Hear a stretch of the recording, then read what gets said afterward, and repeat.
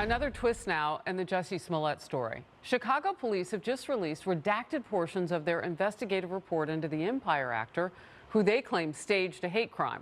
And now a court order has reportedly barred them from releasing any more information. Guy Lewis, a former U.S. attorney, and Alex Little, a criminal defense attorney and litigation attorney, join me now.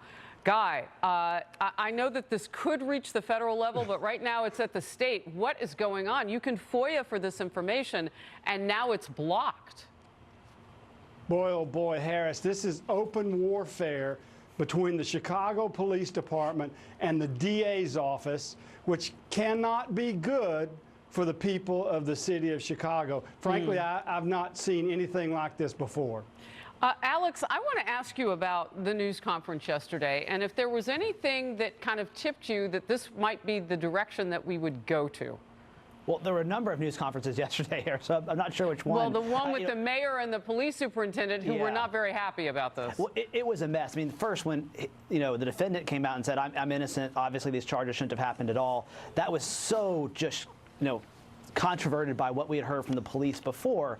It was pretty clear that the folks started thinking, what can we do to sort of get our story out and defend our actions in making the original arrest and indictment? And clearly they've done that by releasing these records. So the breaking news now is that we've gotten to see some, or we haven't, but there have been released some redacted documents, Guy. Yeah.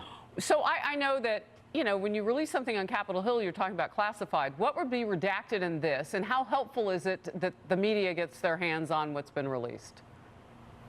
Harris, let me tell you how extraordinary this is. And first of all, I absolutely advocate full open release in this case. The light of day needs to shine on this case to see what happened, because something is definitely wrong. But normally what you have an agreement.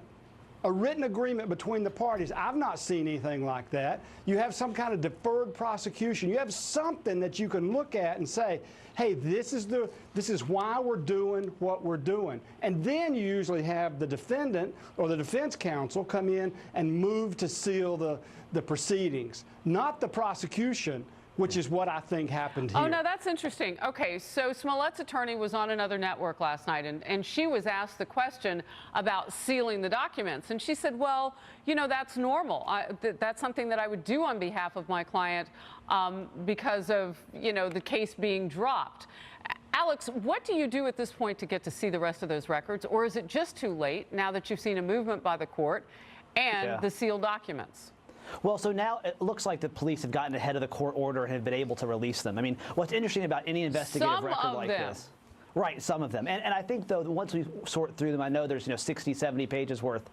It sounds like it's the narratives from the detectives. It's going to tell us quite a bit.